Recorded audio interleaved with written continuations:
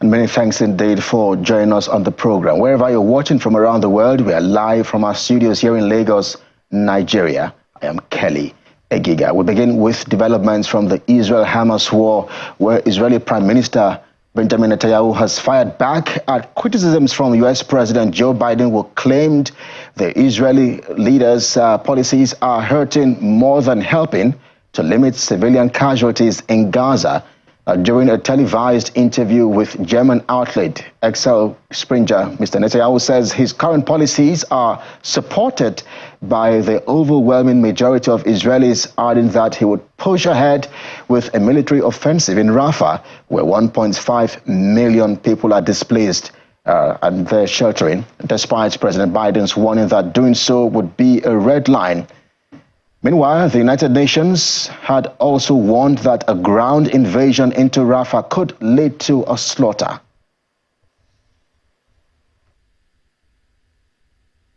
Number one, these are not my private policies only. They're policies supported by the overwhelming majority of the Israelis. They support the action that we're taking to destroy the remaining terrorist battalions of Hamas. They say that once we destroy the Hamas, the last thing we should do is put in Gaza, in charge of Gaza, the Palestinian Authority that educates its children towards terrorism and pays for terrorism. And they also support my position that says that we should resoundingly reject the attempt to ram down our throats a Palestinian state. That is something that they agree on, and it's something that I think is also for the interests of Israel, because the majority of Israelis understand that if we don't do this, what we'll have is a repetition of the October 7th massacre, which is bad for Israel, bad for the Palestinians, bad for the future of peace in the Middle East. So the attempt to say that my policies are my private policies that are not supported by most Israelis is false. The vast majority are united as never before, and they understand what's good for Israel. In the meantime, the possibility of a ceasefire in Gaza remains bleak as both Israel and Hamas are unwilling to budge on their demands. Stakeholders were hoping for some relief before the Muslim holy month of Ramadan. It's the start of the holy month of Ramadan this week, and there seems no end in sight to the ongoing conflict between Israeli Defense Forces and Hamas. But even then, the present economic difficulty and living conditions in the Gaza Strip, along with the fighting, will make this the most difficult Ramadan ever. Stores in southern Gaza's crowded city of Rafah were seen overwhelmed on Saturday. Dozens of citizens were seen walking around the street markets in search of goods to purchase. For residents in Jerusalem, there is a ban on Ramadan decorations in the Old City, issued in solidarity with Gaza amid the ongoing conflict. One religious vocalist who worked as a muezzin for 43 years says he suspended all religious events he's had to participate in, including ones overseas because of the situation happening in Gaza. Meanwhile, calls are growing for an end to the war, with protests growing around the world. Tens of thousands of people marched through the streets of London on Saturday during a pro-Palestine demonstration. They walked with Palestinian flags, banners and signs criticizing the West and Israel. Organizers claim at least 400,000 people took part in the demonstration. On Sunday, thousands of pro-Palestine supporters joined a rally in Berlin.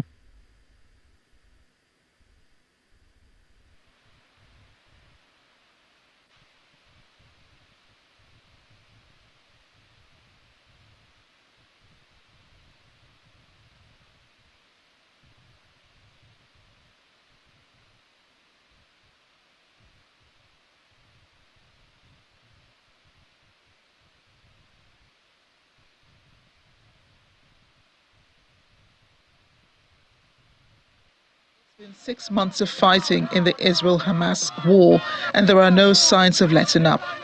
Israel's current ground incursion, which began at the end of the third week of the war, intends to wipe out all of Hamas. While aid has been delivered by airdrop, The conflict has created a growing humanitarian crisis. The UN still warning at least 576,000 people across the Gaza Strip, 1/4 of the population, are facing catastrophic levels of food insecurity. And staying with demonstrations, there have been more protests around the world, this time by pro-Israeli demonstrators demanding the release of the remaining hostages held by Hamas. And during a protest in New York on Sunday, protesters held Israeli flags and chanted slogans such as "Bring them home, alive and now." 130 hostages are still believed to remain in Gaza, several of whom are feared to have been killed in captivity.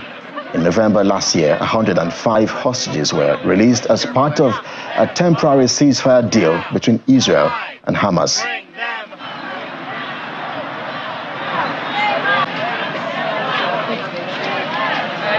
Destroy Hamas.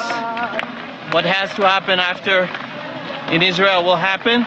But right now, the most important message is to destroy Hamas, so this does not happen again. I have a message for Netanyahu. He should turn himself in and offer to replace himself with the hostages. The message is that we need to free our hostages, and there are babies there, babies that were 9 months old, that were abducted by Hamas with their brother, 4 years old, the mother and the parents.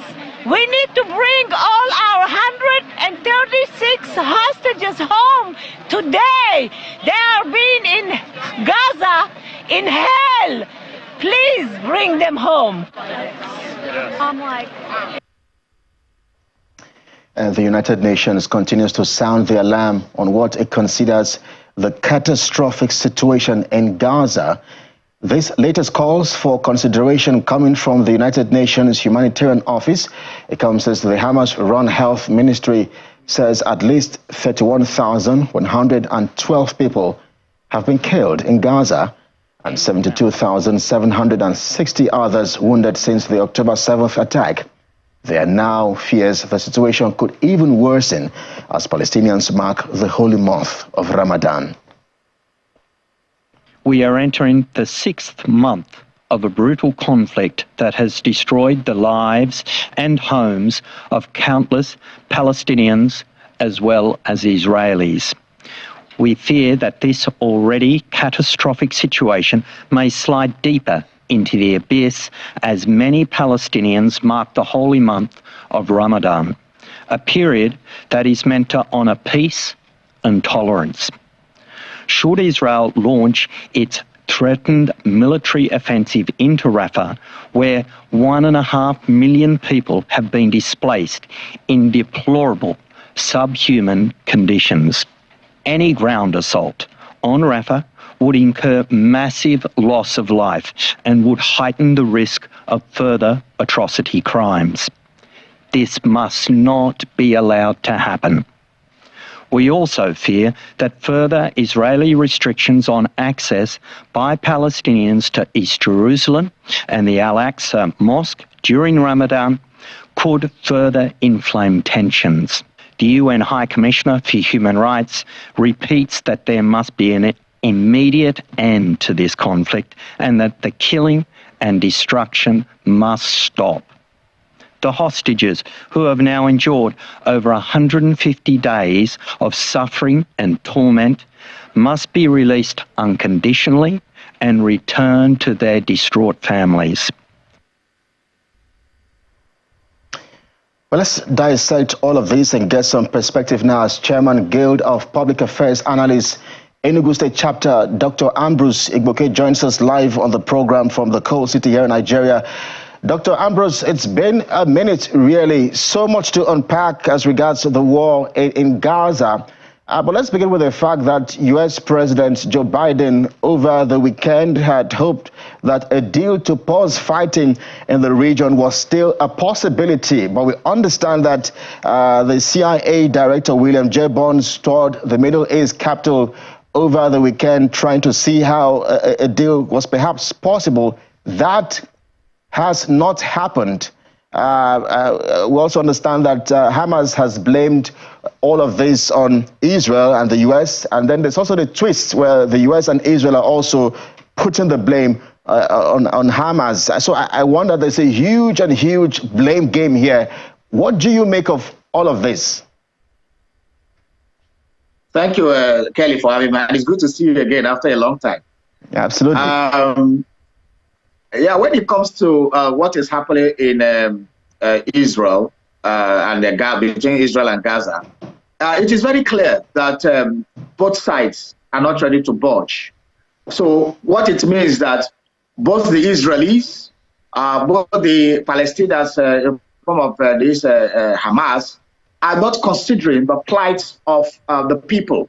So we are both entrenched in political correctness and in aloofness and talking tough and digging deep. But I need to say clearly that in warfare, you need to evaluate your strength and evaluate your weakness. You need to know when you have the upper hand or when you are the underdog. You also need to know when you are taking in a lot of casualties and know where to retreat so that you can regroup to fight another day. And that is where the saying goes that he who fights and run away will always live to fight another day. So I don't know if Hamas is deploying these tactics of war because you retreat so that you can regroup when you suffer heavy casualties. As it is now, the Israelis have inflicted unfathomable casualty on the Palestinians, and the Palestinians are at the brunt of the brunt of this war. Though the aggressor here is the Hamas that went into Israel, captured their citizens, and took a lot of them hostage. The Hamas is the aggressor, but in retaliation and in carrying out the vendetta by Israel, the Palestinians have come to become record much casualty. So if Hamas is truly fighting for the people of Palestine, I think this is a time to reevaluate their strategy. The people are being killed. According to them, over 31,000 people are being killed. So who are you fighting for if your people are being killed like that? And one of the demands was that to further discuss whether there will be a ceasefire was the issue of a release of the hostages that are with Hamas. And so Hamas, in all intent and purpose, should not be digging deep. Why Palestinians are dying in droves. So they should find a way to say, okay, at least let them agree to swap in hostages, just like what happened in November. And after that, they could now start negotiating other things. But digging deep and talking tough and saying they're not going to do that, while the people are the ones suffering the brunt of war, I don't think it's a good tactic in war. Because humanity first and not political correctness.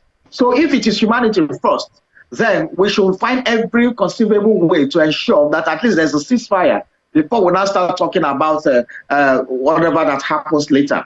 But Hamas is not showing any signs of that. And that is what makes me worried.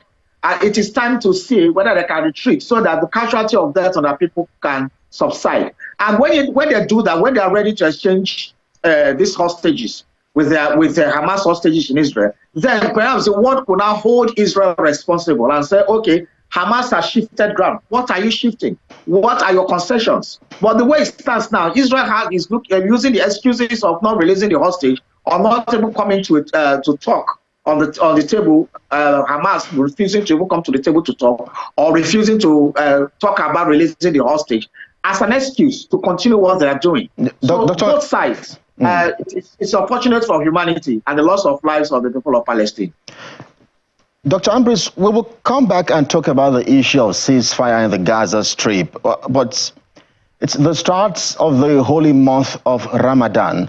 And this year's Ramadan will be very different for Palestinians in the Gaza Strip. They are experiencing a war that was started by Hamas, and of course, hundreds of people barely have enough to eat, much less prepare for the regular fast. So walk us through how the present conditions will impact their faith at this time. It is what I would call a crisis of faith. It is a situation of dissolution where your faith is being tested actually as a religious person. because in the midst of your suffering, in the midst of death, in the midst of desolation, you start asking yourself, where is God? Why is God allowing this thing to happen? And I'm sure the people of Palestine will be asking themselves that question, that if they truly worship God, why is God allowing this to happen? But when we also check out the history of wars in the Middle East, we find out that a lot of wars have happened during their festive period. Remember one of the invasions of Israel, I think in the Yom Kippur War, I'm not too sure now, but one of the wars that Israel was invaded was during the Passover of the Israelis. You know, that was where the Arab League of Nations struck Israel. And Israel, I remember, had to cancel their Passover feast to fight that war. Here we are, again, almost 60 years, 70 years down the line, we are doing the same thing. Are we not learning lessons in the Middle East? Nobody expected that this kind of thing should go beyond even December. But here we are in the month of Ramadan, where people are supposed to observe as the holiest month, where people are supposed to engage in fasting, in abstinence, in doing almsgiving, in coming closer to their God, and having fast, breaking fast together as a community and as a people. And then it's all distorted by this senseless war. So it is a pity that this kind of thing is happening, and it is the people of Palestine that actually will suffer for this. And it's unfortunate that for the first time in a very long while, the people are in this situation. There's no Ramadan for them. You can see in the news story you give a lot of the people that went to market. A lot of people don't even have money to buy. There are no commodities for those who have money. There are no commodities to even buy produce. There was a lamentation of a father who went to the market in Gaza to try to buy things for the children, and the children were complaining that they were tired of canned foods, that they wanted a normal food like red meat and rice. And the man was heartbroken, because this is the first time it's happening in so many years. I don't think that a lot of people in their 50s or 60s have even witnessed this kind of thing. So it's a troubling situation, and I think this will also engender a crisis of faith. Absolutely. Conditions are becoming very dire in the region. The United Nations is warning of catastrophic conditions in Gaza. No access to food, no access to water, and children are also made to face all of this, the struggle for survival. It's day 156 of the war, or since the war started. But if it stays like this, how much worse can things get, Doctor?